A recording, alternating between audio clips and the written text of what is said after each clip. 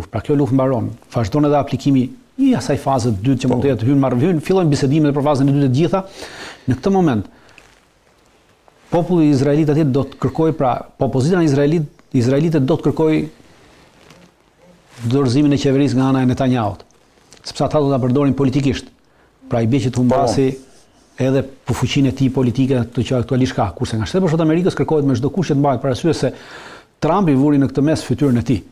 Pra i erdhe vërdhe në rast se anë pushimi do të thyet. Edhe nga ana tjetër kjo i bie që Trumpi ose duhet të ndërmarrë veprime të mirëfillta ndaj Izraelit, ose do të tregojë që Trumpi është i pafuqishëm për të vepruar ndaj Izraelit, dhe kjo tregon që ata ose i kanë një gjë Trumpit, që e kanë kapur, që e shantazhojnë, dhe këtu përfundon edhe fuqia e Shtetit Bashkuar të Amerikës, për arsye se në rast se Shteti Bashkuar të Amerikës deri më sot që kanë paraqitur Izraelin si proksin e tyre në linjën e mesme, pra si pjellën e tyre në linjën e mesme, si fuqinë e tyre në linjën e mesme, dhe në një moment caktuar nuk kanë fuqi të ndryshme për të mbajtur një mbushim, atëherë bie gjithë fuqia gjeopolitike dhe gjeostrategjike e Shtetit Bashkuar të Amerikës në linjën e mesme.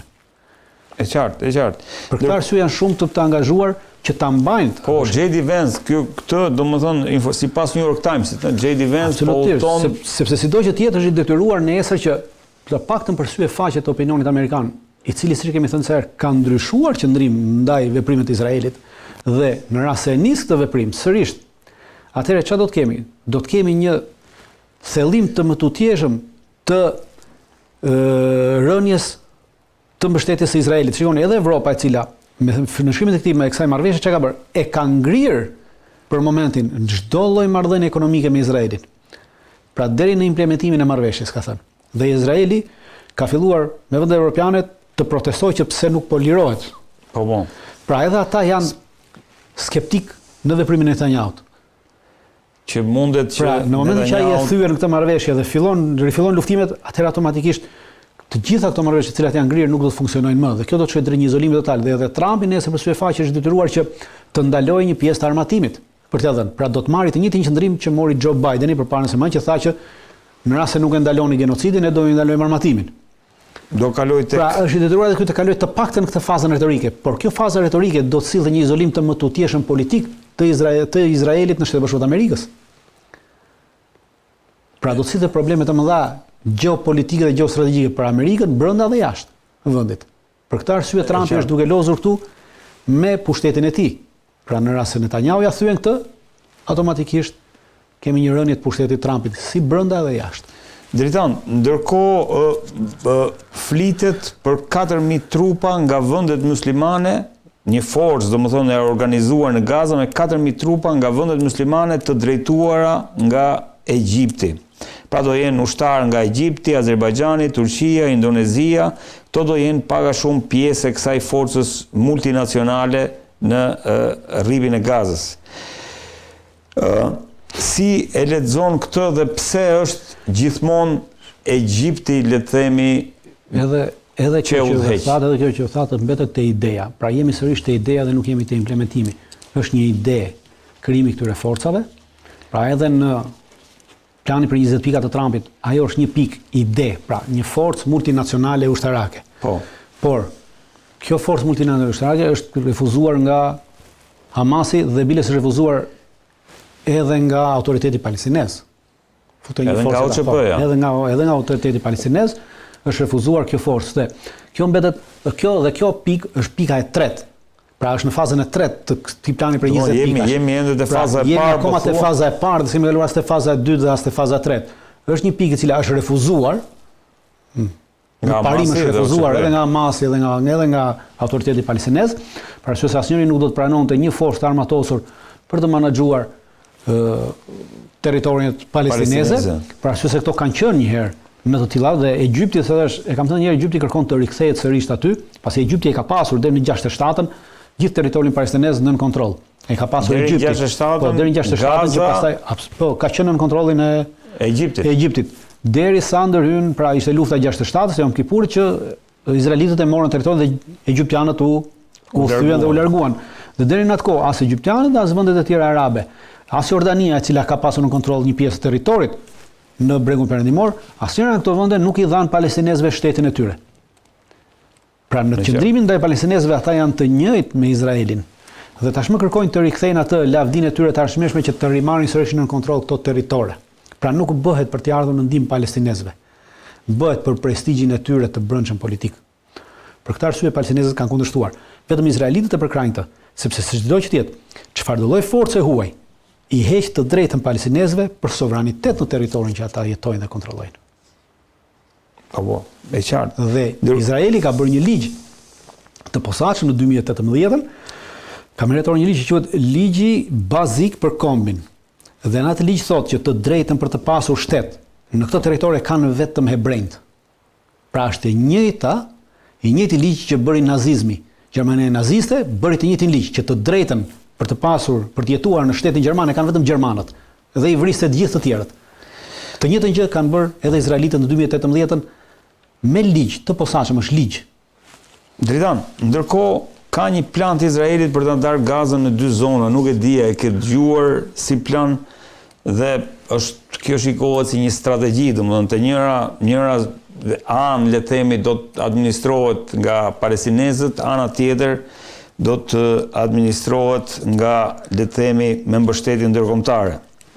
Ju po thoni ka një plan, unë po them që ky plani është në veprim, pra që se aktualisht Gaza është ndarë, pra ajo vija e vetë. Regjia, vetëm atë hartën, nëse është mundur, e kishim tek emisioni tjetër, duhet të jetë ai folderi aty.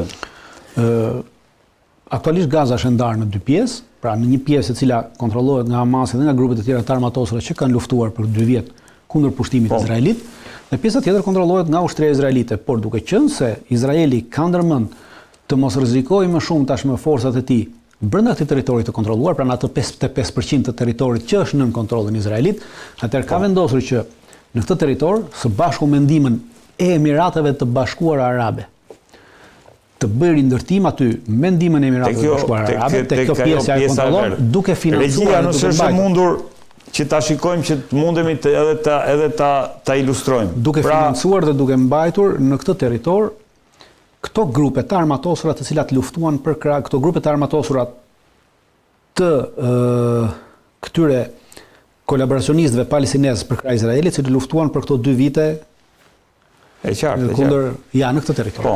Pra, ky territori këtu, aktualisht në duart e izraelitëve dhe në këtë territor këtu, pra do të marrë, pra në Gaza është ndarë në 2 pjesë. Këtej është territori i çliruar, këtej është territori që vazhdon të jetë i pushtuar. Kontrollohet nga Izraeli. Nga Izraeli. Por Izraeli duke qenë se nuk dëshiron ta mbajë, pra nuk dëshiron të kthehet para vitit 2005. Para vitit 2005, Izraeli kishte edhe kontrollin civil të Gazës. Por tashmë, duke qenë se ky kontroll civil i kushton shumë pas kësaj lufte, sepse normalisht nuk mund të menaxhojë çdo autoritet civil brenda këtij territori se rrezikohet të vdesë, të vrasë.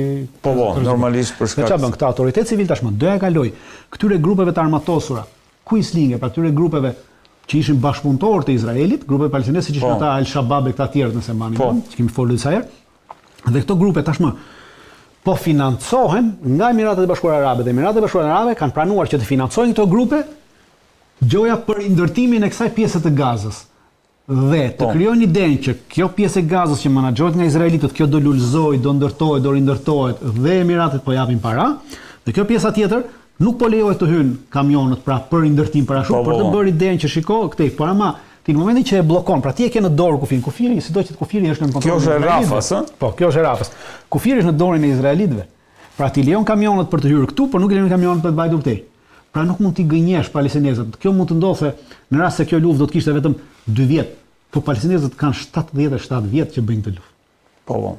Pra por është një strategji, po thua pse? Kjo strategji ka qenë gjithnjë. Tek këto zonat me të verdha dritan ka palestinezë apo janë mbledhur? Jo, tek këto zonat me të verdha ka palestinezë, domos në këtë pjesën këtu ka palestinezë. Po. Deri në këtë pjesën. Këtej mbrapa nuk i kanë lejuar për momentin, por gradualisht po lejojnë dhe janë territore, ja i kanë grumbulluar vende dhe në këto vende kontrollin e këtyre territoreve, këtyre kampeve, kanë krijuar kampe. Po. Pra, sërish palestinezët që do jetojnë në këto vende do jetojnë në apartheid, në për këto kampe të ndërtuara nga Izraeli. Pra sërish apartheidi do të funksionojë. Por kama ky apartheidi nuk do të menaxhohet nga izraelitët, siç është menaxhuar deri në sot. Do menaxhohet nga këto grupe, nga kolaboracionistët palestinezë.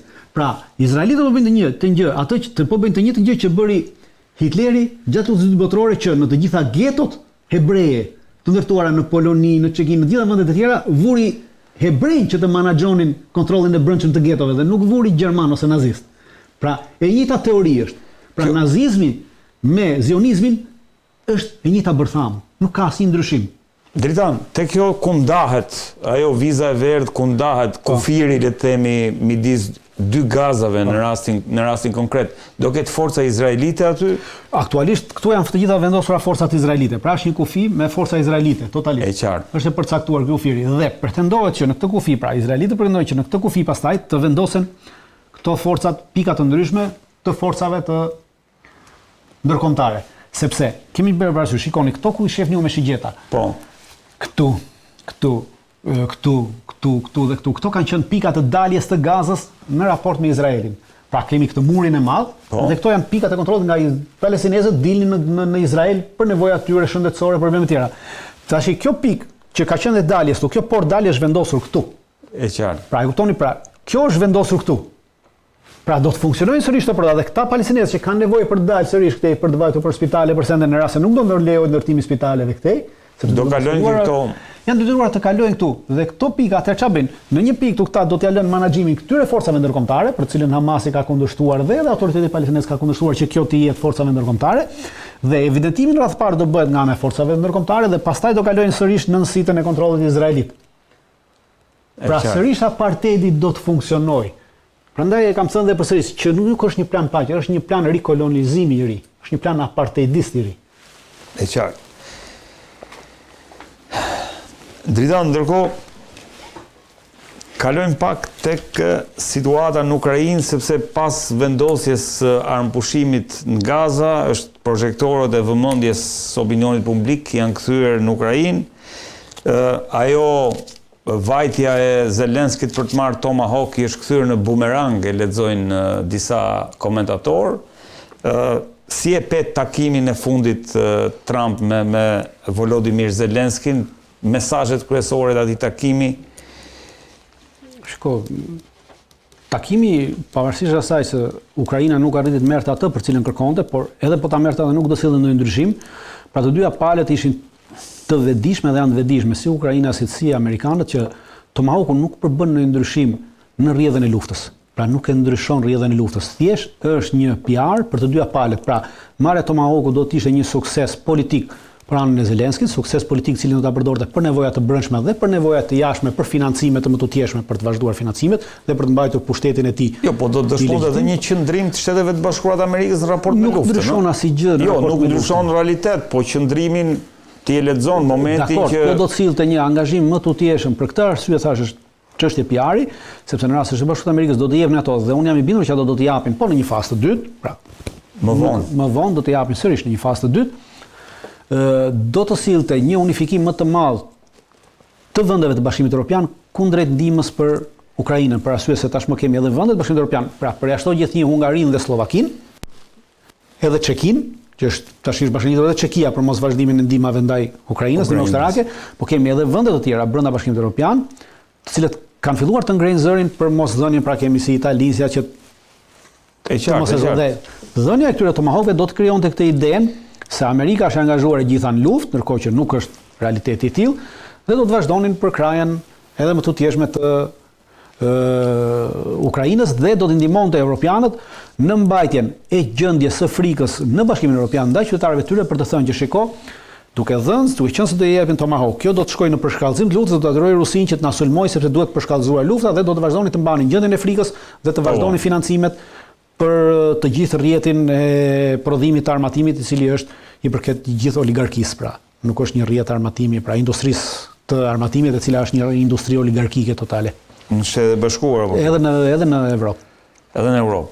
Është e njëjta gjë. Po, Dritan, ajo që thash nga ishim në pikën që dhe këtu e kemi diskutuar që Trump dhe retorika, le të themi, e Shtetet Bashkuara të Amerikës në raport me luftën në Ukrainë, sikur filloi të merrte anën e Ukrainës, saqë Trump arriti deri aty sa deklaroi që Ukraina mundet që t'i çlirojë ato vendet, territoret e pushtuara, madje mund të shkojë edhe deri, mund të godas edhe deri në brenda Rusisë.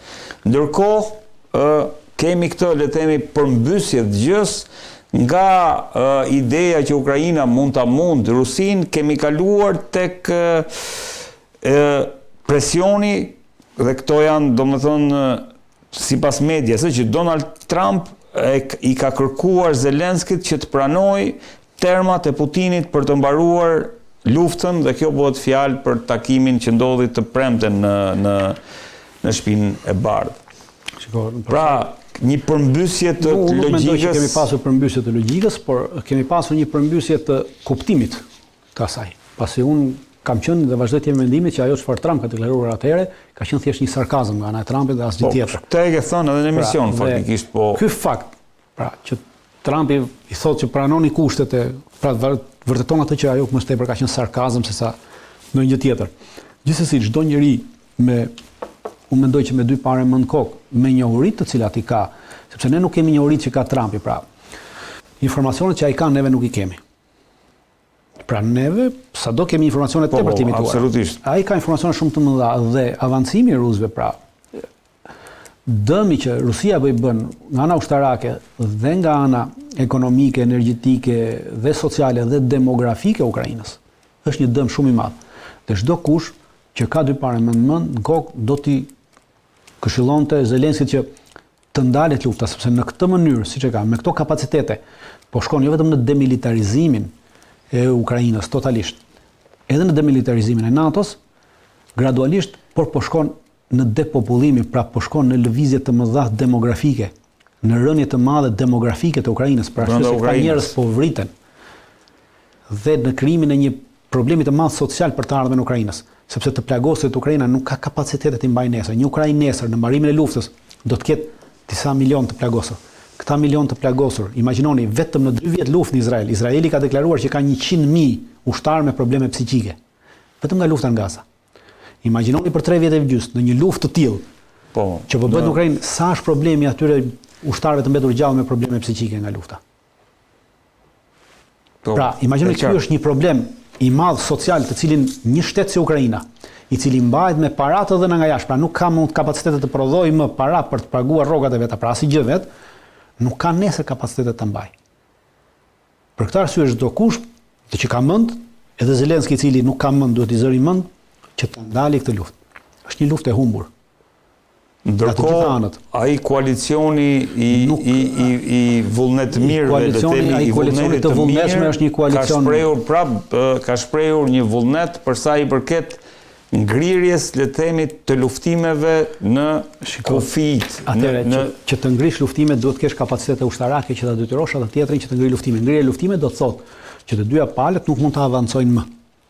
Pra ti të vendosësh një forcë ushtarake përballë armikut, duke mos e lejuar atë që të avancojë. Dhe në momentin që armiku për një kohë të gjatë nuk avancon dhe humbjet nga të dyja palët janë të njëjta, si humbjet në njerëz, si humbjet në materiale, atë të dyja palët arrin në një mirë kuptim të përbashkët që kjo linjë ndalim këtu, siç ka ndodhur me Koren. Pa, Korea e Veriut dhe Korea e Jugut arrin në një pikë që nuk avanconin më palët dhe u rit deri në paralelin 38. Dhe në paralelin 38 mbetën për disa muaj pa avancuar. Humbjet ishin të mëdha nga dyja palët dhe u propozua nga amerikanët që ta ndalim këtu, sepse dhe të dyja palët e ndalen sepse kishin ezauruar fuqitë e tyre ushtarake dhe po shkonin drejt një lufte të tretë botërore dhe për këtë arsye ndaluan. Aktualisht nuk e kemi këtë kapacitet, pra forcat ushtarake që mund të hyjnë të këtij koalicioni të vullnetshme të vendeve të Evropës, edhe po të hyjnë, nuk kanë asnjë kapacitet të atill që të arrijnë të bllokojnë në gjithë linjën e frontit për 1400 kilometrash linjë fronti forcat ruse në avancimin e tyre dhe në shkatërimin e tyre kapaciteteve ushtarake të Ukrainës. Pra është e pamundur që kjo të ndodhi. Dhe nuk ke si ta detyrosh atjetrin që të pranojë kërkesën tënde kur ai vazhdon të jetë në avantazh. Dakor. Ndërkohë, Dritan, kemi gjithmonë edhe takimin, se kjo ndodhi pas deklaratës, pas telefonatës Trump-Putin dhe vendimit për një takim në Budapest midis Trumpit edhe Putinit.